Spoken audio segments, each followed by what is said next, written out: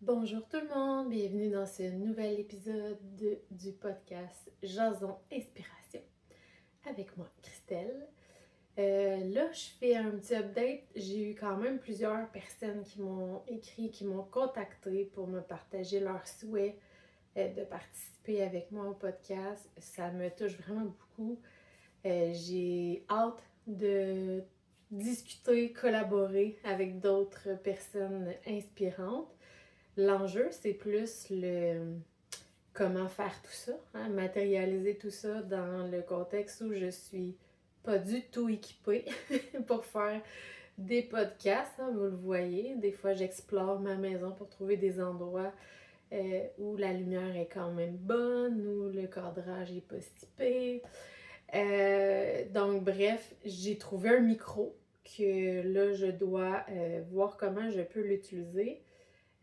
Donc, c'est plus toutes ces petites technicalités-là qui font que j'ai pas encore fait de podcast en collaboration avec d'autres personnes, mais que c'est vraiment mon souhait. Puis, j'ai déjà plusieurs personnes, c'est ça, avec qui je vais pouvoir faire ça. Il me reste juste vraiment le petit côté technicalité, mais ça s'en vient. Donc, voilà pour ce petit update mise à jour.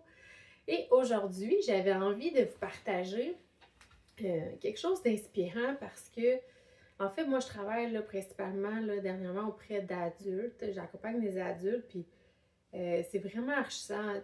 C'est vraiment des belles rencontres que j'ai avec ces gens-là. Ils m'apportent, je pense, tout autant que moi, je peux leur apporter.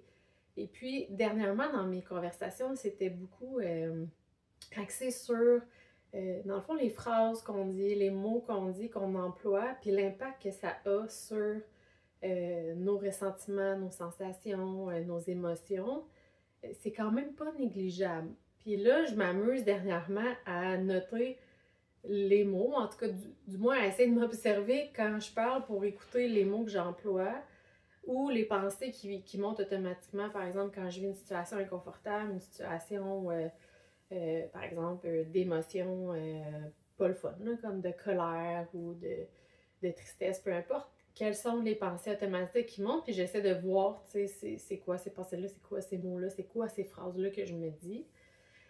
Puis je le fais aussi avec les personnes que j'accompagne, de noter les mots qu'ils utilisent, les phrases qu'ils nomment, pour après ça reprendre ça avec eux, puis dire, OK, mais qu'est-ce que ça veut dire ça, ici maintenant? De où ça vient cette phrase-là? De où ça vient ce mot-là?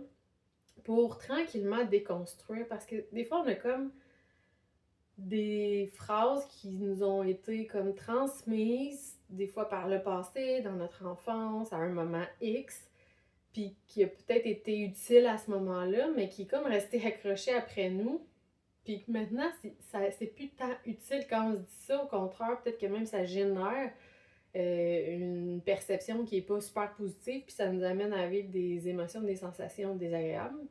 Donc, de prendre le temps, c'est ça, de prendre le temps, point. De se déposer, de s'observer, puis de s'entendre parler, de s'entendre penser. Ça peut être vraiment très, très enrichissant. Et là, j'avais envie de vous proposer une petite activité super concrète, simple, qui est axée sur un mot en particulier, et puis qui peut, par contre, même si c'est simple, je pense que ça peut avoir des impacts beaucoup plus grands que juste ce petit mot-là au quotidien pour vous, si vous choisissez de l'essayer. Donc, l'exercice, puis sûrement qu'il y en a qui l'ont entendu, là, parce que j'en ai parlé justement dernièrement avec des personnes que j'accompagne. Je pense qu'il y a des auteurs de plus en plus qui utilisent ça, même dans l'approche pour l'anxiété aussi, là, c'est utilisé de plus en plus. Donc, l'exercice est simple. En fait, c'est juste d'essayer de transformer. Je vous donne deux mots. Le mot ou, celui-là, d'essayer de le transformer par le mot et le mot mais, M-I-S, essayez de le transformer aussi par le mot et. Fait que le mot à utiliser, c'est et au lieu de mais ou au lieu de ou. Okay? Fait que c'est quand même assez simple comme exercice. Puis là, on va prendre des exemples concrets de comment ça pourrait se traduire. J'en ai déjà parlé, je pense, dans un autre épisode, qu'on a tendance à catégoriser beaucoup les choses pour se faire des repères. Hein? c'est bon ou c'est mauvais? Cette personne-là est gentille ou est méchante? Puis des fois, on arrive peu à nuancer. Bon, il a fait ça, fait que ça veut dire que c'est un criminel. Il a fait ça, c'est un délinquant. Fait que tu sais, on catégorise vraiment beaucoup les gens par rapport à ce qu'ils font. Puis on fait ça avec nous aussi.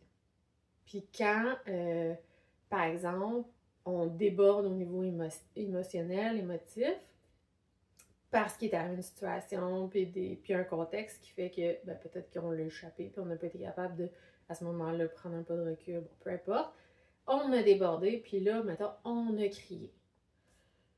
Puis là, on pourrait se dire, ben là, c'est pas moi ça, crier, puis moi, je suis calme d'habitude. Fait que c'est comme si on se disait dans nos catégories, je suis calme ou colérique, par exemple. Fait que c'est comme si les deux, en mettant un ou, pouvaient pas comme coexister. Fait que c'est comme si ça crée quelque chose qui est comme en dissonance là, en dedans de nous parce que ça se peut pas parce qu'on a un ou entre les deux. Et si on mettait un et? Je suis quelqu'un de calme et colérique. Pour permettre à ces deux choses-là de coexister.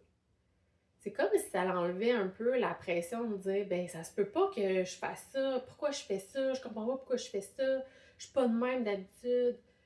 Ben peut-être que ça fait juste partie de toi, ces deux facettes-là de toi, mais qu'il y a certains contextes qui font que tu es calme, puis dans d'autres circonstances, ben peut-être que tu peux être colérique.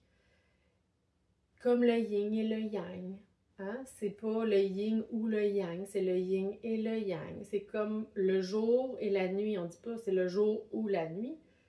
Les deux coexistent dans la même journée. Dans le 24 heures, il y a le jour et la nuit.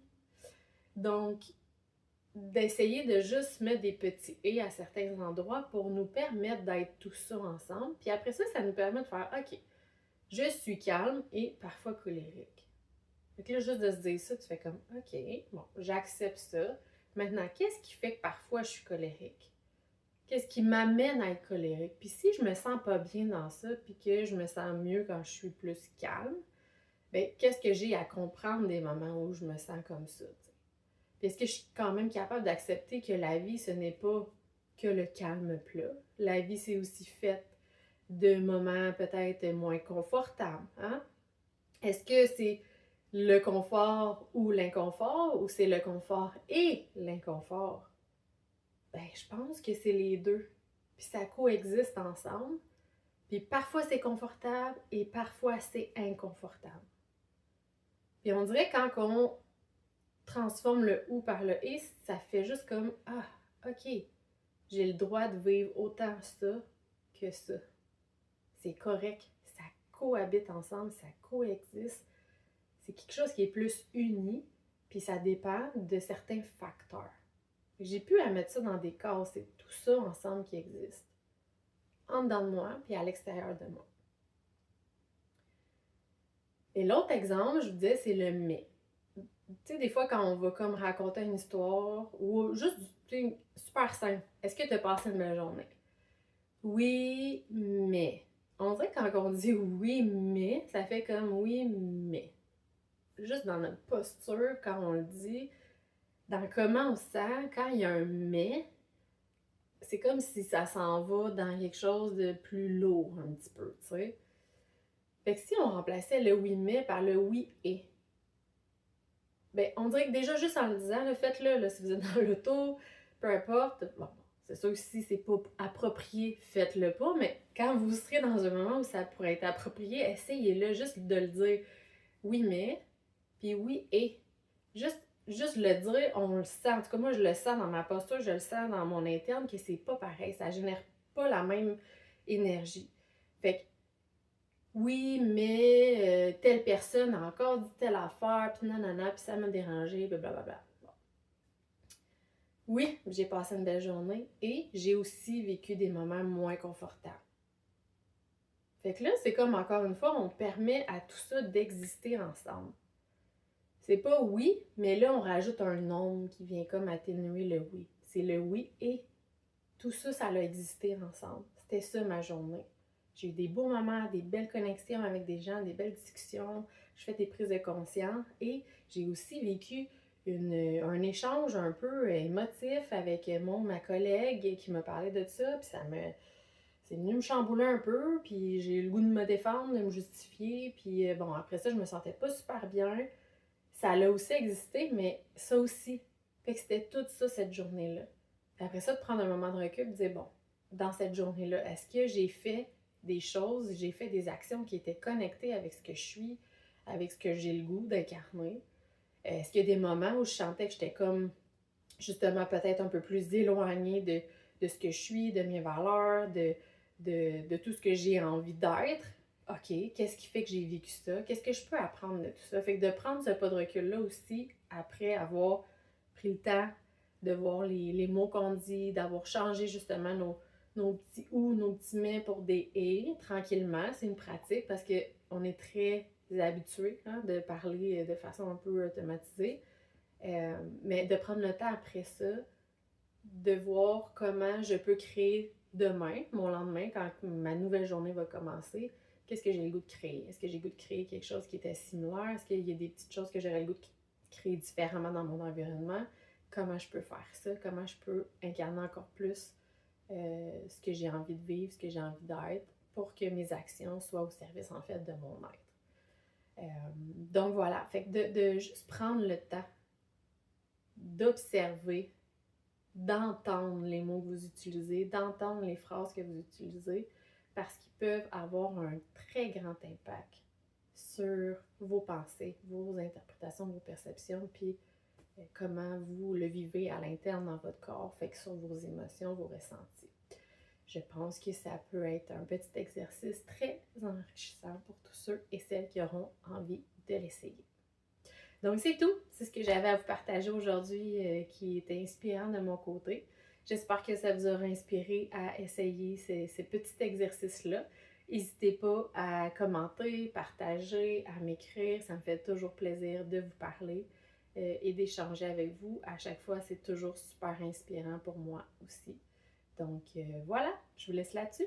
À la prochaine!